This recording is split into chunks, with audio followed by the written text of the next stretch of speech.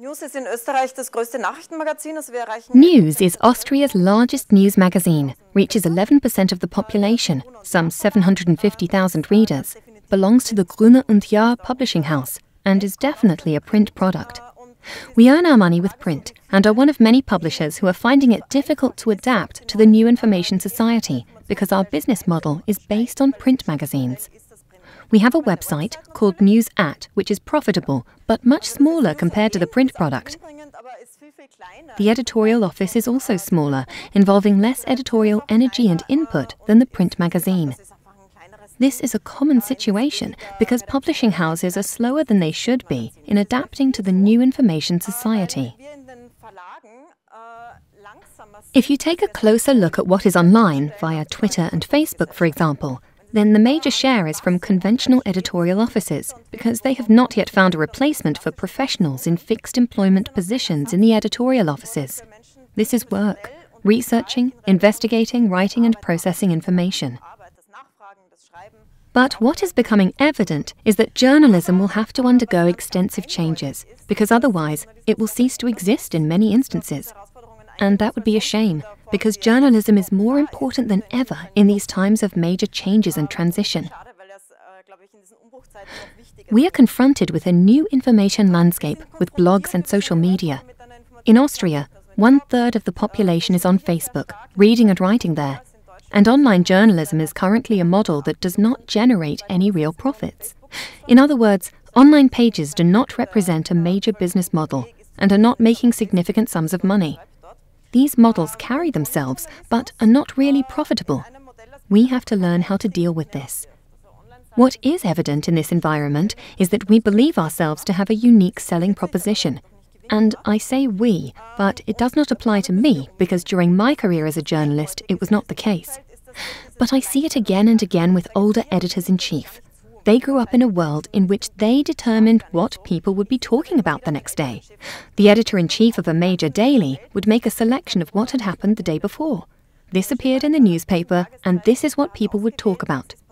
It is very difficult for them to depart from this scenario, and they are a bit insulted that there is so much information coming in on so many different channels. But this situation no longer exists. Everything is moving at a faster pace, and information is coming from many different directions.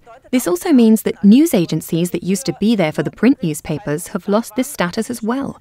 Let us say some 15 years ago we had a situation where DPA or APA in our country and Reuters, etc. would issue information for journalists that they could utilize for their media, because nobody would be reading 10 different newspapers. That means it was very easy to fill the foreign policy pages without having to send anyone anywhere. This also meant that people did not know about these things before they read about them in the newspapers. Now we have a situation where, as soon as the news agency issues the latest development, it is on every online page. Everyone has it on their screen, long before the newspapers have been printed. That means that every piece of news is outdated as soon as the news agency has issued it. This necessitates quite a transition in the way editorial offices work, which means that we have to analyze a lot more. The site cover that was shown is a good example of this. Previously, this type of cover would not have been possible because it would have been necessary to explain what has happened here in the first place. It was very clear recently with Fukushima. Just like several other German magazines like Spiegel and Stern, we at News ran a Fukushima cover with generous photo sequences and explanations of what has happened and where, including expert opinions and explanations. All these cover issues sold poorly. What would have been a real sales success 5 years ago, given such a globally significant event, was now a tepid selling issue because everybody already knew everything 3 days later. This means we have to start becoming involved at a much earlier stage, just like the newspaper did that came out a few days after the event and already provided an analysis of the situation. We can assume that most readers already know what there is to know, but also need to process the information skillfully enough that those who are not so well informed find out what is worth knowing. The second aspect that has changed for us in connection with the increasingly faster pace is our marketing strategy. At News, we are a weekly publication, and we have a very strong investigative focus. We do a lot of work on corruption cases. We uncover scandals. Up to 3 years ago, we would compile the latest news on Wednesday, that was put out via the news agency, and on Thursday our magazine would be on the newsstands. That means on Wednesday at 12 o'clock we would write a press release, news exclusive, this and that has happened, or such and such a person stole money. 3 years ago, the exact content we had issued would be quoted in the daily newspapers. And, of course, the name of our magazine, News, would be quoted prominently because we were the exclusive source. Now, before we are on the newsstands, all of the online media and the online editorial offices are continuing investigations and moving forward, so that the next day, when people can buy our magazine, our unique selling proposition no longer exists. That means that we have to adapt to this new, faster pace much better than other print magazines.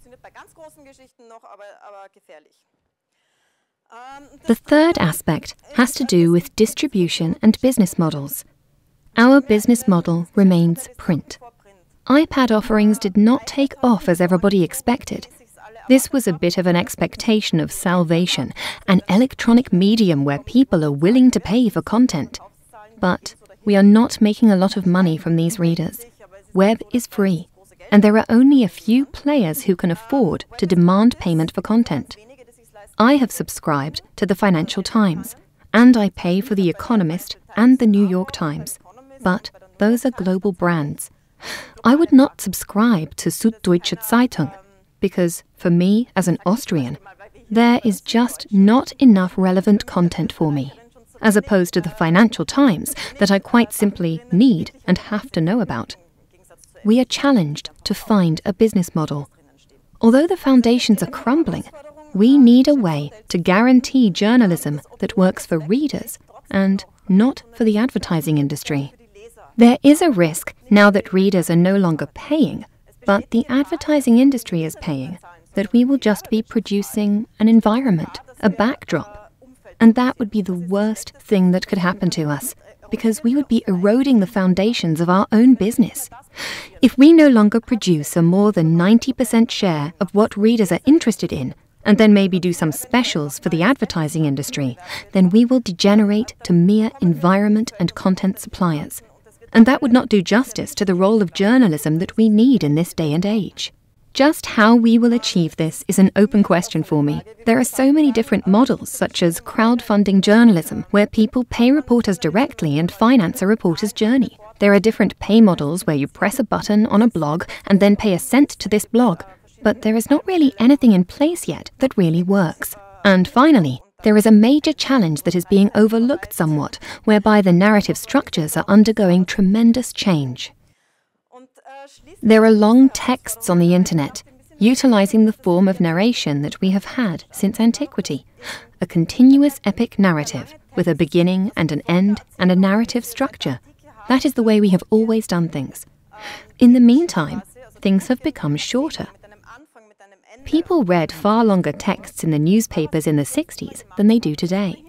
There is some very interesting research here that the conventional narrative structure is being pushed back by new forms of information reception that come from the internet, from blogs. There is more of a linked structure between a photo, a sentence, and graphics, and all of this is linked and compiled by users themselves, and an image is created with different information on the same topic, thereby creating a mosaic. For us in the print arena, this has major influence because we repeatedly notice that certain stories are better told across a double page with various graphics and photos than with consecutive text. A few years ago, this would not have been the case. If you look through magazines and daily newspapers, you will notice that these developments are gaining ground, and I believe that this is something we should not ignore in future, because the way people are taking in information is changing. Fortunately, books are still recording very good sales in German-speaking countries, so people are not abandoning reading altogether, but as a daily and weekly medium, we have to respond to these changes. What does all this mean for us as editorial offices? One factor is cross-media output, although most of us have not yet advanced so far. In our case, the editorial system still in place is purely for print. Our editors and print editors work very intensively on a story for a week, write the story in an InDesign document where they have been very strongly involved in the layout, and send the article then to printers via the managing editor. Only after this do the contents find their way to the online editorial office, and the people there take a look at the contents, perhaps getting some additional information by telephone from the editor, who may say, yes, there are some photos still, get a hold of them and make a slideshow. And in the night from Tuesday to Wednesday, that is our editorial closing day, there are two industrious souls who sit in a cubicle at our editorial office and transfer all of the contents manually to the iPad version. This involves all kinds of changes. Photo texts need to be shortened, titles need to be extended, whatever may be necessary. The editors want it that way. These are print editors. They have grown up with this approach, and they do not really understand why they should now have a lot more work. But we have to get to that point, and we are getting the technical possibilities now, as editors will simply have to think along cross-media lines right from the outset.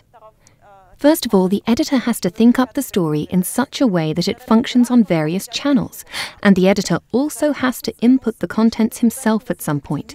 Unless there is some huge inflow of funds and we can double our editorial teams, which does not seem very likely at the moment. A second aspect is dialogue. We used to have the readers as an audience, and many people would still like it to be that way today. I also moderate a TV show called Club 2, which is the TV show with the most active Twitter response, representing a large community, writing, contributing comments, and arguing and debating. And we found out that our viewers want to talk to each other about what is happening on the TV screen, but not necessarily directly with us in the studio. So how can they send in questions and talk amongst themselves? This was a learning process because most television programs are making the change to interactive formats. We found it was not the case with our program. It is similar with regard to print. Not everyone wants to communicate. There are many people who do not want to engage with us and send comments. Therefore, one should not overestimate what appears in online newspapers in the forums, because that is not representative of the majority of readers. It is important to be aware of this. It is not necessary to respond one-to-one and think, okay, these are our readers, this is what they want. This is just a small percentage. In spite of this, dialogue has become much more important, and we are currently not in a position to cover these needs with a Facebook page or with individual editors engaging in such dialogue. Supplying information is no longer our unique selling proposition. Conveying secured information, where follow-up questions have been asked, where the opposing sides have been asked, and where documents exist, meaning good old solid journalism and the tools of the trade, this has become more important.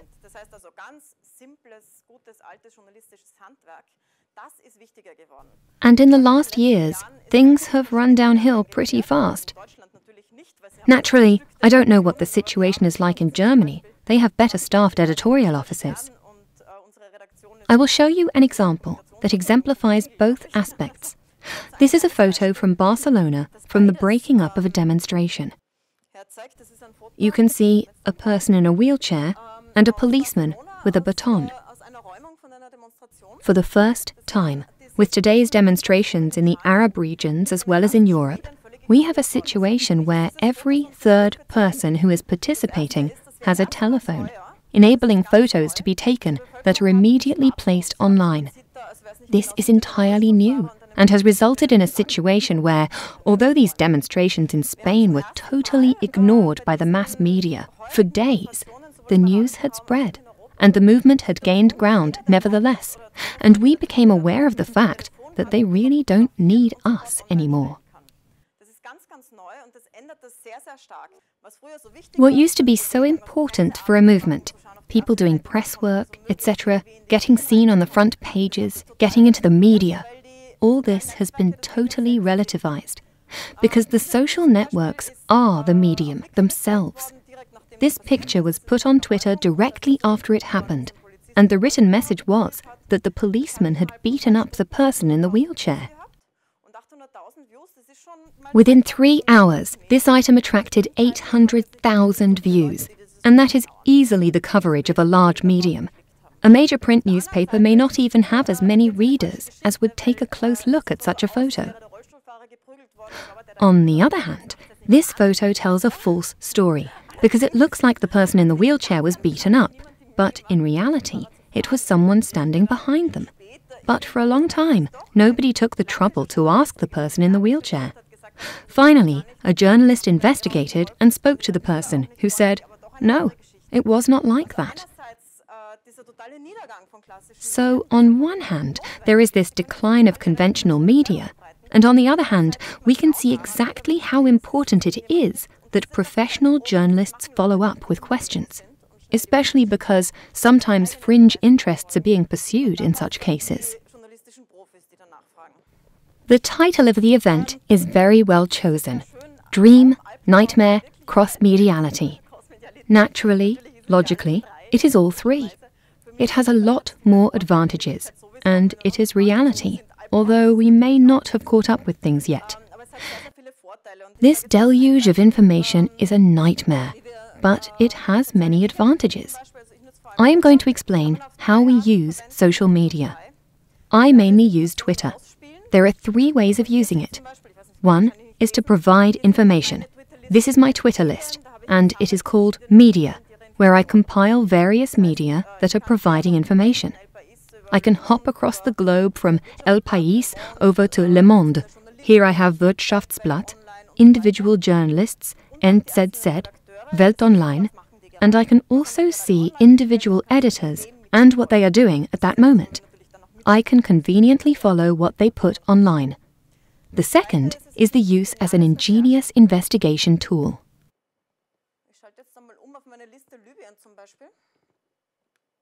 I have compiled a list of people who are moving around in Libya.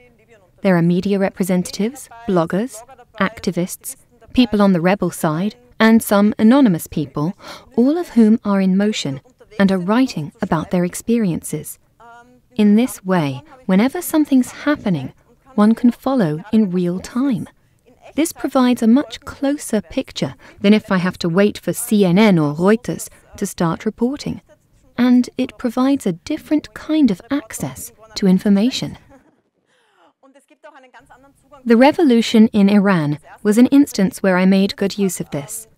This is an example where bloggers and tweeters played an important role, because via Twitter, it was possible to directly contact people sitting inside a university. The police are outside, and the students are barricaded inside, and you can speak directly with the people who are inside.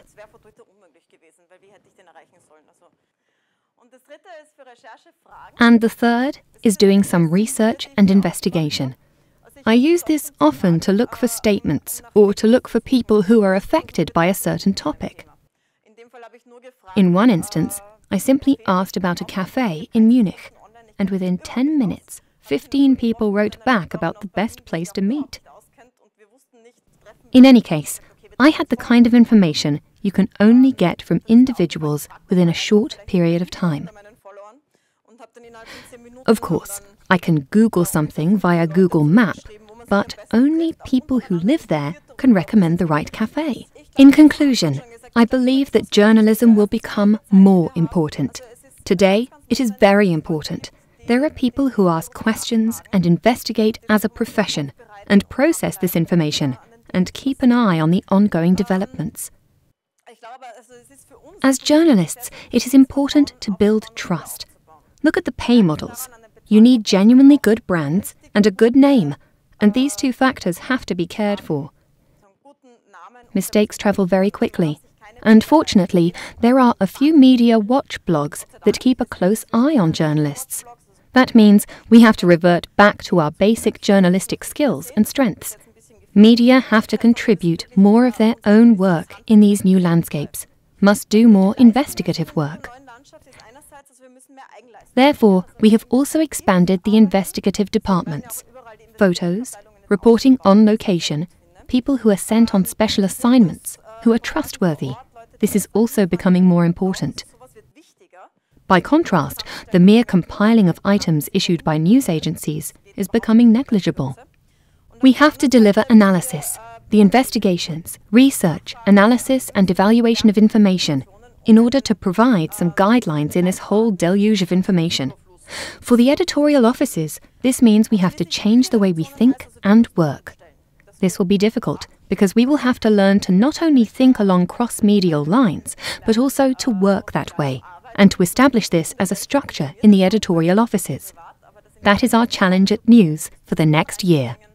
And with these comments, I will hand things over to the people who are providing the technology for this. Thank you very much.